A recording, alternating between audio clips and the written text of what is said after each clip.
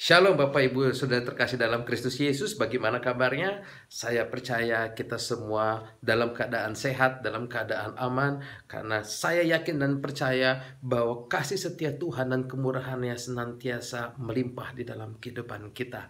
Baik Bapak Ibu Saudara terkasih dalam Kristus Yesus, kalau kita memperhatikan berita-berita akhir-akhir ini, khususnya tentang pandemi corona, seakan-akan segala sesuatunya berada di luar kendali. Tetapi ketika kita memperhatikan dan membaca, menggali Alkitab, menggali kebenaran firman Tuhan, kita tahu bahwa segala sesuatunya ada dalam kendali Tuhan. Oleh karena itu sangat penting Bapak dan Ibu untuk setiap hari kita membaca Alkitab, kita memperhatikan apa yang Tuhan sampaikan. Karena firman Tuhan adalah kekuatan bagi kita. Firman Tuhan adalah panduan bagi kita. Agar hari lepas hari iman kita tetap kuat, roh kita semakin bertumbuh. Hingga akhirnya saudara dan saya menerima kemenangan, menerima janji Tuhan itu. Baik Bapak Ibu, saudara-saudara kasih dalam Kristus Yesus, pada kesempatan ini kita akan menggali sebagian dari firman Tuhan yang terambil dari Matius pasal yang ke-15. Sekali lagi Matius pasal yang ke-15. Ayat 21 sampai ayat yang ke-28.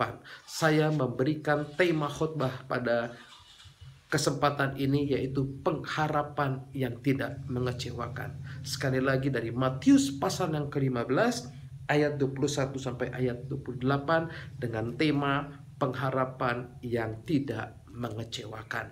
Namun sebelum kita menggali firman Tuhan lebih jauh, kita akan satukan hati, tundukkan kepala dan kita berdoa. Bapa di dalam surga, terima kasih untuk kesehatan, untuk keberadaan kami hingga saat ini. Terima kasih Tuhan Yesus untuk segala ujian, untuk segala pencobaan yang boleh terjadi di dalam kehidupan kami.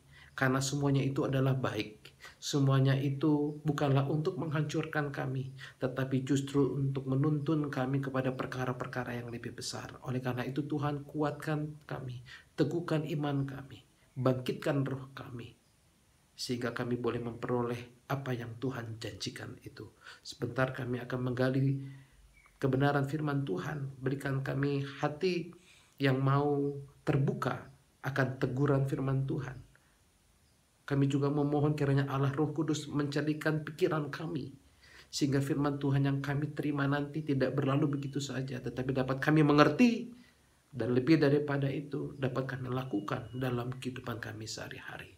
Terima kasih Tuhan Yesus, kami siap menyambut firman-Mu hanya di dalam nama Tuhan Yesus Kristus. Haleluya. Amin. Baik Bapak dan Ibu saudara terkasih, kita akan membuka Alkitab kita dari Matius pasal 15 ayat 21 sampai ayat yang ke-28.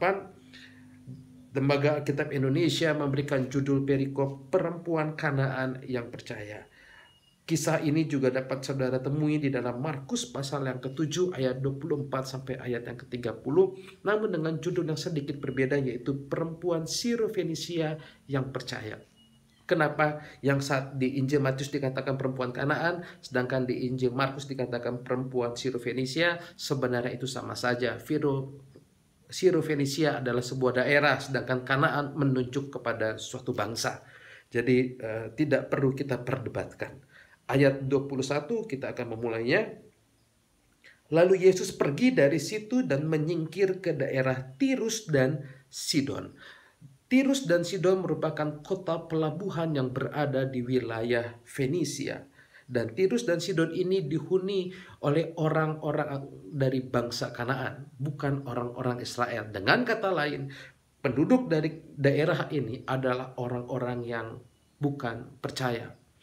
Kita lanjutkan ayat 22. Maka datanglah seorang perempuan Kanaan dari daerah itu dan berseru, "Kasihanilah aku ya Tuhan, anak Daud, karena anakku perempuan kerasukan setan dan sangat menderita."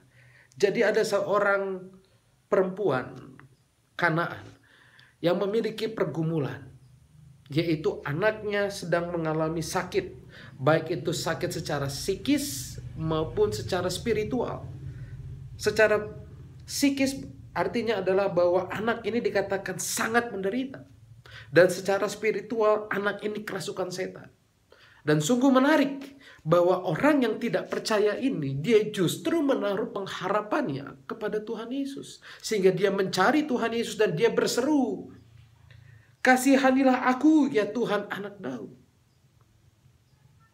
Menjadi suatu hal yang ironis jika ada orang Kristen saat dia menghadapi masalah, dia justru tidak mencari pertolongan kepada Tuhan, melainkan mencari pertolongan kepada hal yang lain. Dia mengandalkan kemampuannya, mengandalkan koneksi, mengandalkan relasinya.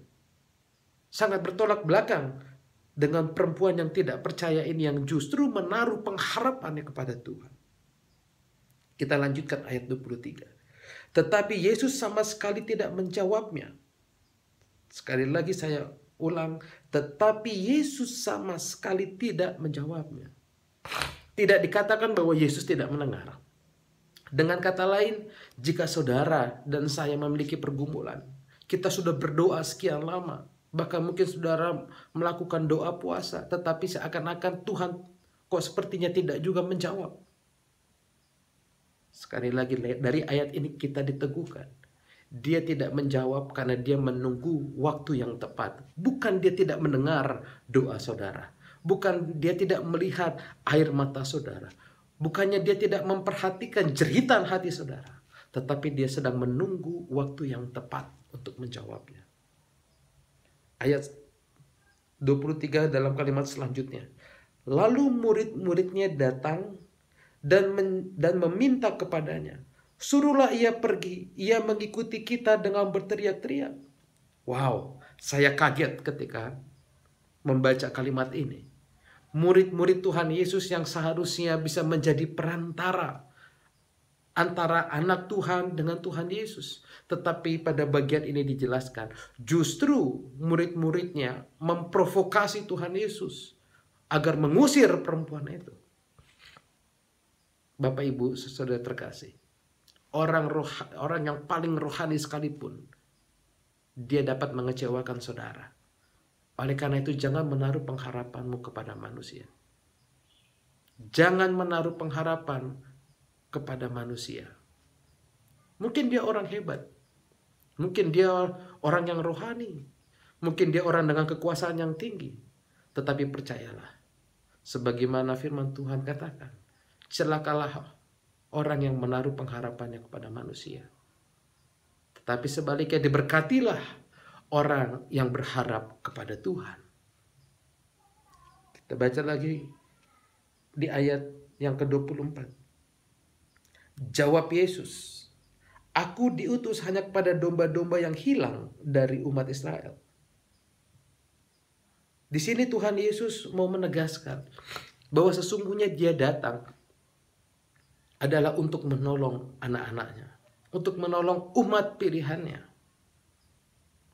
Jawaban Tuhan Yesus ini tidak sesuai atau tidak sebagaimana yang diharapkan oleh perempuan Kanaan ini. Mungkin perempuan Kanaan ini berharap bahwa Tuhan akan segera berbelas kasih, menunjukkan kemurahannya dengan menjawab apa yang menjadi pergumulannya. Tetapi jawaban Tuhan Yesus di ayat 25 ini tidak sebagaimana yang di ayat 24 ini tidak sebagaimana yang dia harapkan. Bapak Ibu saudara terkasih dalam Kristus Yesus, kadangkala apa yang kita harapkan tidak sesuai dengan yang Tuhan kehendaki. Kadang kita berdoa untuk sesuatu yang kita inginkan, yang kita sungguh harapkan. Tetapi apa yang terjadi justru kebalikannya. Apa yang Tuhan jawab itu justru jauh dari yang kita doakan. Jika itu yang terjadi, jika itu yang sedang saudara alami, sebagai hamba Allah, saya ingin mengingatkan, tetaplah percaya, tetaplah mencari Tuhan. Jangan engkau membenci Tuhan, jangan engkau justru menjauhi Dia. Karena Dia sedang menguji imanmu, Dia sedang melihat ketaatanmu, Dia sedang melihat di mana pengharapan saudara ketika yang kita doakan tidak Dia jawab. Ayat 25. Tetapi perempuan itu mendekat dan menyembah Dia sambil berkata, "Tuhan, tolonglah aku." Terjadi satu perubahan sikap.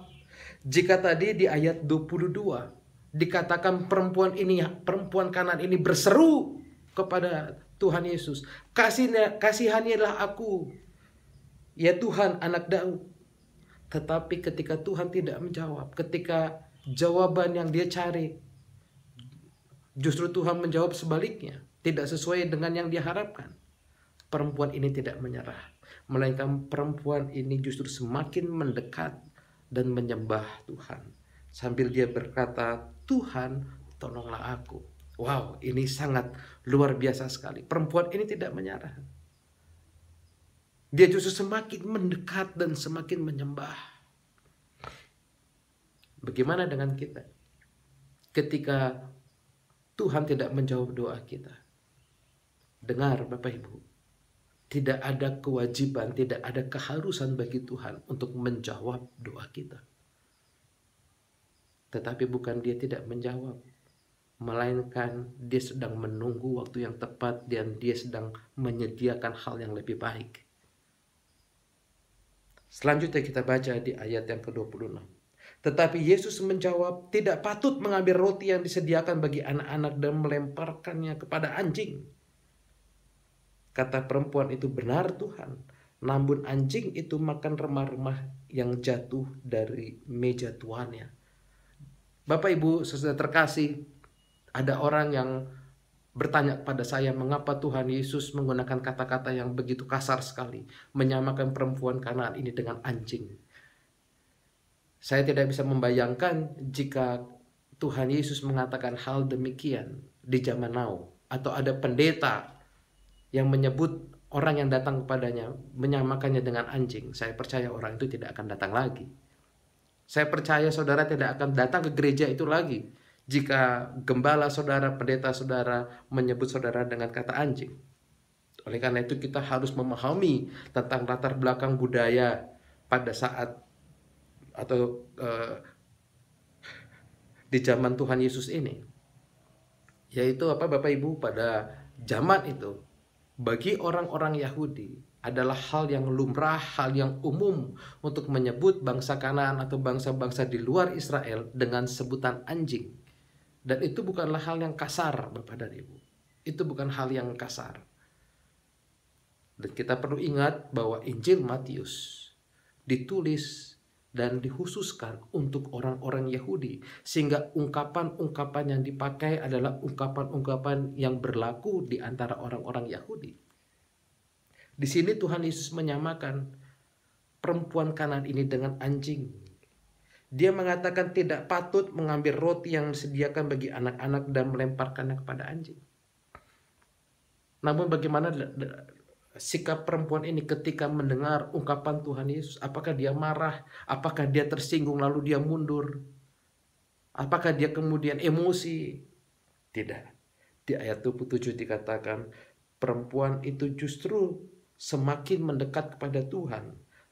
Dan dia berkata, benar Tuhan, namun anjing itu makan remah-remah yang jatuh dari meja tuannya. Dia rela disamakan dengan anjing, asalkan Tuhan Yesus dapat menjawab doanya. Asalkan Tuhan Yesus dapat memberikan apa yang dia harapkan, yaitu kesembuhan anaknya.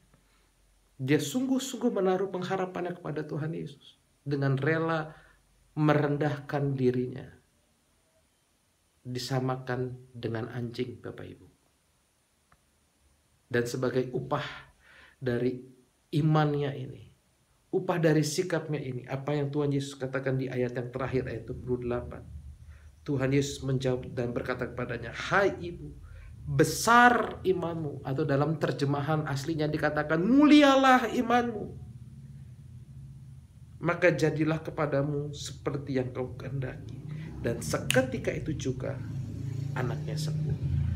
Bapak Ibu saudara terkasih dalam Kristus Yesus, terlalu mudah bagi Tuhan untuk menyembuhkan anak dari perempuan Sirofenisia ini atau perempuan Kanaan ini. Terlalu mudah bagi Tuhan untuk mengangkat segala beban persoalanmu, segala pergumulanmu. Namun yang dia inginkan adalah suatu proses pertumbuhan iman.